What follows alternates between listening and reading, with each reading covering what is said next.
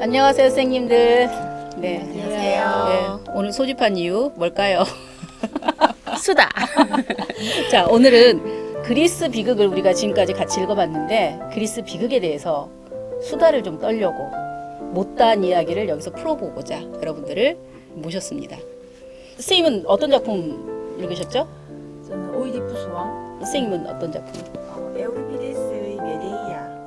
선생님은 어떤 작품? 네, 저는 소포클레스의 안티고네. 저는 에우리피데스의 엘렉트라. 그런데 이게 거의 무작위로 이렇게 배정을 했었잖아요. 읽자고. 그런데 본인 색깔하고 가장 잘 맞는 것 같아요. 어떻게 하다 보니까. 그런 생각 안 드세요? 그럼 제가 안티고네의 그 성격과 맞다고 생각하시나요? 그렇죠. 네, 아주 잘. 아주 잘. 그거보다는 좀 더 이성적이고 냉철하면서 뭔가 자기 주도적인 삶을 살고 싶어 하는 안티고네와 저를 연결해 주다니 고맙네요.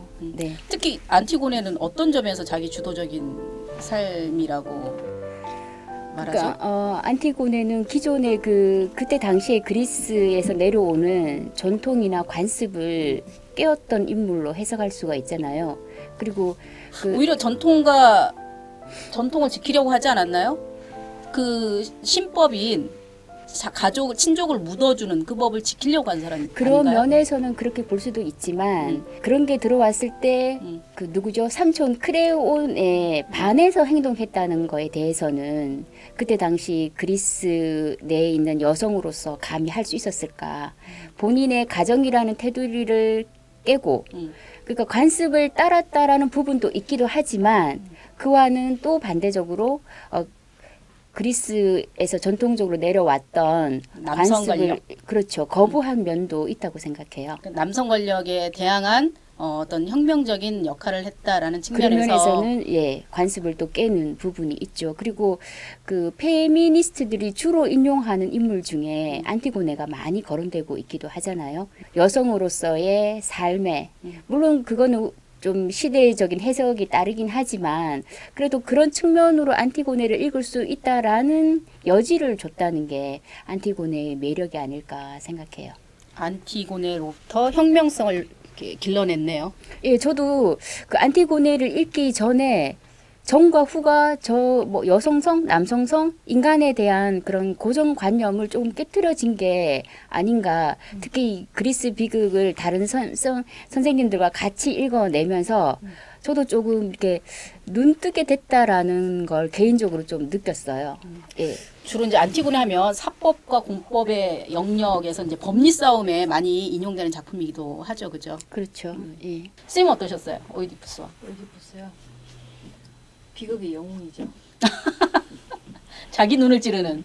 전에 선생님이 그 얘기 하셨잖아요. 오이디푸스 왕이 그 자기 눈을 찌르는 장면이 선악과를 따먹는 기독교의 그런 모티브와 비슷하다라는 말씀을 하셨는데 네, 이해할 수 있죠. 그 부분을 좀 얘기를 좀 해주세요. 왜 그런가요? 그래서 그 선악과 아담과 이브가 나오는 그 장면에서 선악과를 따먹고 나서 그 사람들이 이제 의식이 확장되잖아요. 죄책감을 느낀다든지 자신의 어떤 모습을 보게 되는 거죠. 근데 오이디푸스는 그 전까지는 자기가 굉장히 이성의 의지를 해서 자기의 어떤 논리에 어떤 확신감을 갖고 있었습니다. 그런데 어느 순간 그게 무너지잖아요.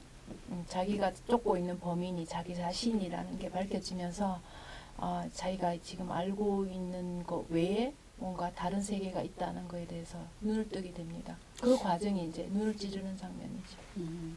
그게 선악과를 따먹는 장면과 유사하다. 즉, 그 의식의 편협성, 의식의 국한성, 그거를 오이디푸스가 알게 됐다라는 말씀이신 거죠. 메데이아, 어떠신가요? 본인의 작품이 본인의 삶과 어떻게 좀 닮아 있나요? 우연하게 저하고 인연을 맺은 메데이아는 보통은 안티고네에서 말씀하셨듯이 그전에는 별 관심이 없다가도 맡게 되면은 그 안티고네를 대변하는 입장이 되는데 저는 메데이아를 처음 읽었을 때 굉장히 반감이 있었어요.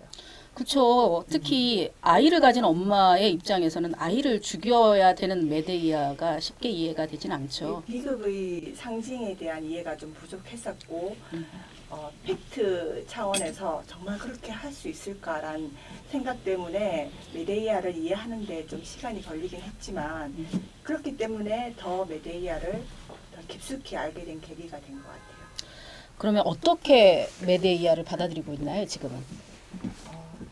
사람이 얼마나 분노에 차면 저런 행동을 할 수 있을까라고 생각했었는데 그런 경험을 그 메데이아를 접하고 저한테 여러 번 온 거예요.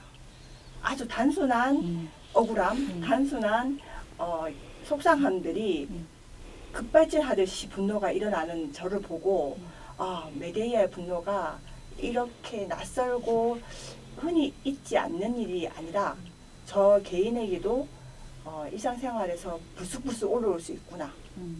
그 순간은 내가 메데이아가 되겠구나 라는 생각을 하게 되어서 이해하는 데 많이 도움이 되었어요. 제 삶을 이해하는 데도 도움이 됐고 비극을 이해하는 데도 도움이 됐고 곱씹으면 곱씹을수록 작가가 에우리피데스가 아주 굉장한 작가였다는 생각이 들게 됐습니다. 선생님이 좀 대단하신 것 같아요. 자기 안에 그런 폭력성이나 분노를 메데이아하고 연결하고 싶지 않거든요. 그 여자는 다른 여자고 나는 그 여자보다 좀 나은 사람이야 라는 생각을 갖기 마련인데 그 자신의 분노를 메데이와 동일시해서 자신을 반추한다라는 그런 면에서 선생님이 좀 대단하신 것 같은데요.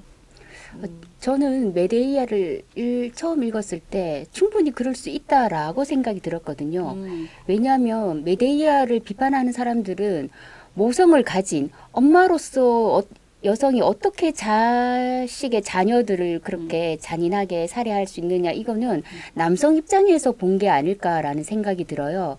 그리고 우리가 남편이 미우면 사실은 자녀도 미울 때가 있거든요. 그래서 그냥 그 남편에 대한 그런 부정적인 마음에 들지 않는 부분이 자녀들한테 저는 양육을 하면서 그런 게 좀 있었거든요. 괜히 아들들한테 화를 낸다거나 이런 모습을 들춰볼 때 그 문제는 대상자는 남편이었던 적이 간혹은 있거든요.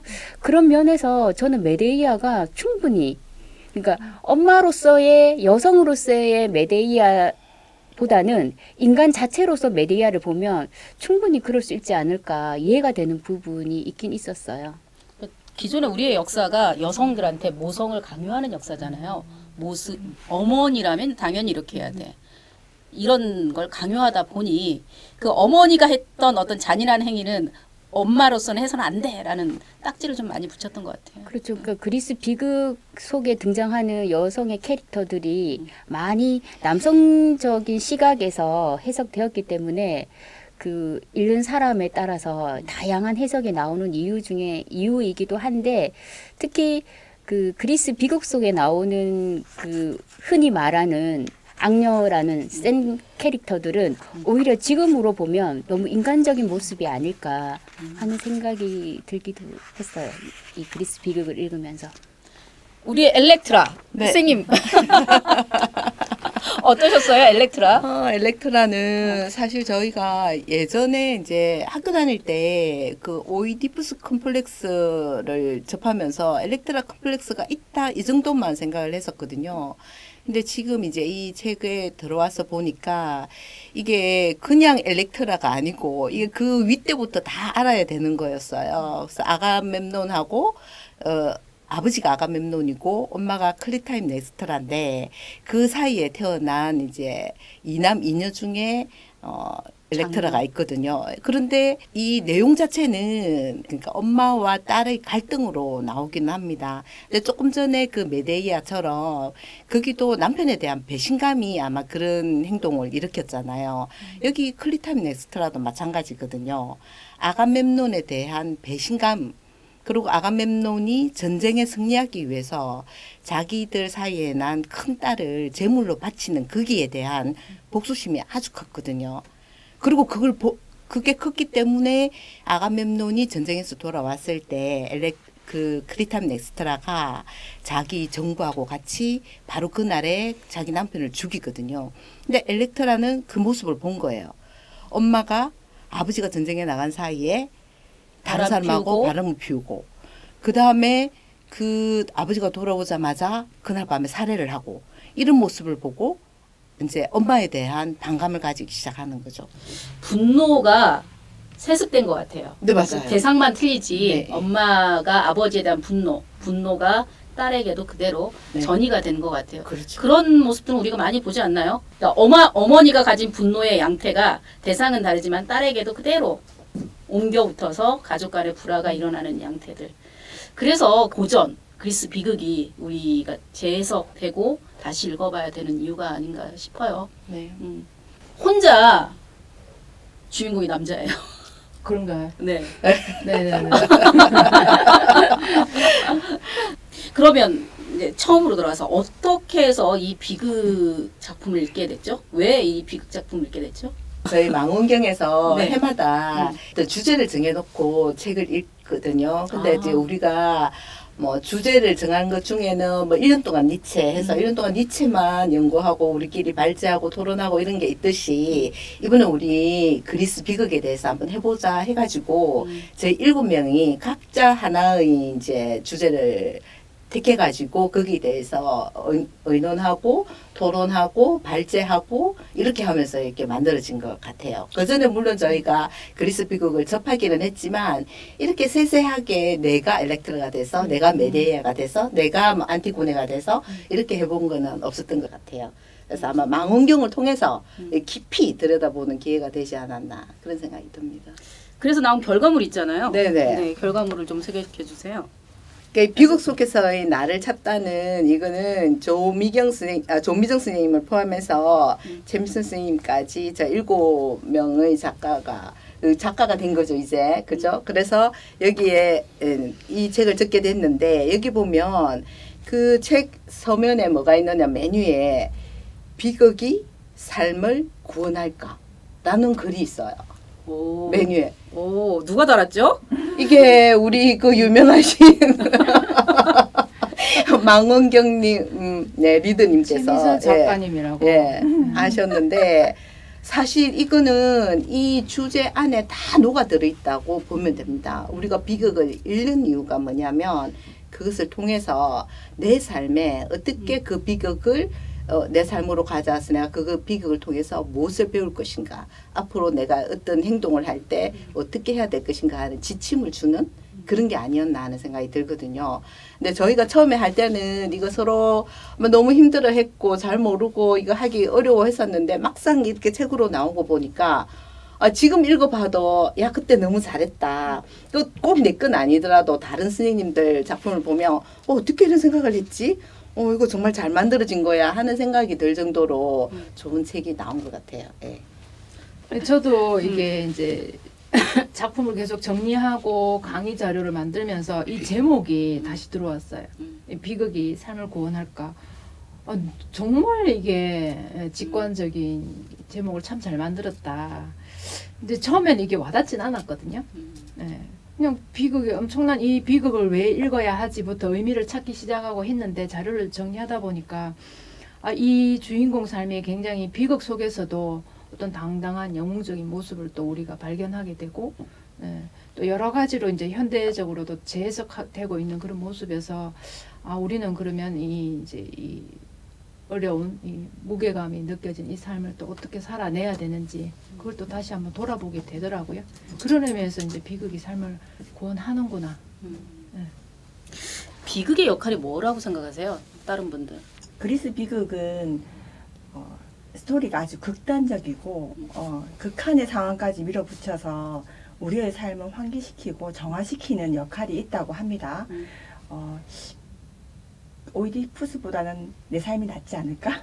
메이아보다는 그녀가 처한 상황보다는 내 삶이 낫지 않을까라는 아주 단순한 위안부터 그러면 이 인물이 어떤 생각 속에서 어떤 내면의 심리 속에서 이런 행동과 생각을 할까라고 본다면 대비해서 제 삶에도 연결시킬 수 있는 끈이 될 수 있었고 저희가 그 망원경에서 발제도 하고 동영상 촬영도 하고 청소년들이랑 토론을 하는 여러 그 과정에서 여러 번의 비극을 만나게 되더라고요. 그러면서 제일 마지막에 이 비극이 나한테 정말 내 삶을 구원해 줄까? 일부는 구원했다고도 결과로 볼 수가 있는 것 같아요. 저한테는. 지금 뭐 청소년들하고 이제 강의를 나갔다라고 하셨는데 지금 다 나갔다 오신 거죠? 나만 안 나간 거죠? 저도 11월 달에 나가야 됩니다. 예. 선생님하고 저하고 나갔네요. 네네네. 그럼 경험자로서 청소년들하고 안티고네를 같이 읽었잖아요. 어떠셨어요? 네, 이 고전의 힘이라는 게 다양하게 해석된다라는 거잖아요. 그래서 이 책을 7분의 쌤들과 같이 만들고 책으로 나오고 그다음에 강남고등학교에서 강의가 들어왔을 때 그렇다면 우리 청소년들은 어떤 시각에서 이 고전을 또 읽어내야 될까 그런 고민을 많이 하면서 어른들이 보는 비극이랑 지금 자라나는 청소년 세대가 보는 비극은 분명히 다를 거거든요. 그래서 또다시 고민하게 되고 그 안티고네에서의 몇 가지 주제들, 토픽들을 뽑아서 아까도 말씀하셨지만 공법, 사법, 그다음에 개인의 양심과 공적인 법이 충돌했을 때 어떻게 해야 되나 이런 것들 청소년의 눈높이에 맞게끔 또 한 번 재해석하는 작업들을 그 청소년들과 나누었는데요. 이 안티고네라는 안티고네뿐만 아니라 비극 작품을 요즘 청소년들이 많이 바쁘잖아요. 그래서 읽어오지 않는 친구들을 대상으로 주제까지 줄거리까지 이해시키면서 그 강의하기가 이야기 나누기가 쉽지 않은 작업이었는데요. 그래도 청소년들 눈높이에 맞춰서 그 끌어내는 작업들이 어떻게 보면 또 저를 한번 성장시키는 계기가 된 것 같고요. 그 다음에 좀 더 눈높이를 낮추어서 그 다음에 강의 이후에 그 청소년들 아이들의 그런 후기를 들었을 때 그런 내용들을 많이 도움이 되었다. 다시 한번 생각하게 되었다. 이런 후기들을 봤을 때 또 많은 보람을 느끼기도 했죠. 그러면서 스스로 성장하게 만드는 게 아까 쌤께서 얘기하셨지만 저는 이 그리스 비극이 저한테는 반추 내지는 돌아봄 그러니까 다른 사람을 돌아보는 게 아니라 저 자신을 돌아보게 하는 계기가 된 것 같아서 오히려 저를 더 성숙시키는 게 바로 이 그리스 비극 다 같이 읽기가 아니었나 생각합니다. 그러니까 공통적으로 하시는 말씀들이 이 비극이 내 삶에서 어떤 역할을 하고 있나. 즉, 이 비극을 객관적으로 밖에 있는 것으로 보는 게 아니고 나의 삶으로 가지고 와서 자기 삶을 되돌아보고 해석하는 어떤 틀로 사용하고 있으신 것 같아요, 다들. 이거 대단한 일 아닙니까? 그렇죠. 이 우리가 살면서 제일 힘든 게 자기 반추잖아요. 그렇죠. 자기 반성이고. 내재화시켜서. 그러니까 이 손가락이 바깥으로 향하는 게 아니라 그렇죠. 일단은 저 먼저 돌아보고 나서 너라면이라는 그런 게 좀 명확하게 되었을 때 뭐 다른 사람 아니면 상대방이나 비판을 할 수 있는 게 아닐까 하는 생각을 하게 되거든요. 그래서 저는 나를 돌아볼 수 있다라는 게 큰 비극을 읽으면서 찾았던 중요한 동기가 아닌가 생각해요. 그리고 저는 이렇게 비극을 준비하면서 의미 있었던 게 이 비극 이야기들이 굉장히 잔인하고 그죠? 굉장히 원초적인 이런 얘기도 많고 이걸 어떻게 학생들과 같이 나누지? 아이들은 이 비극 내용을 굳이 이걸 왜 읽어야 되지? 이런 생각을 하지 않을까? 이런 좀 걱정을 했는데요. 준비를 하면서 느낀 게 그 시대적인 어떤 정치적인 상황과 같이 어떤 그 맥락을 살펴봤을 때 아이들이 굉장히 이 비극에 대한 이해가 깊어지더라고요. 특히 비극에 보면은 테바이의 인물들이 굉장히 비극의 주인공들이 많습니다. 아테네가 아닌 테바이. 그렇죠. 근데 이 3대 비극 작가들은 아테네 사람들이잖아요. 근데 그 주변에 아테네와는 약간 긴장 관계, 정치적으로는 약간 어떤 갈등 관계에 있던 어떤 나라를 주제로 삼았던 거죠. 대표적으로 테바이, 그죠? 아르고스 같은. 그걸 알고 나서 이 주인공들이 맡게 되는 정말 막장 같은 이 비극이 어떤 의도로 서였었는지를 아이들이 이해를 하게 되면서 비극을 좀 새로운 시각으로 보게 되는 계기였던 것 같습니다.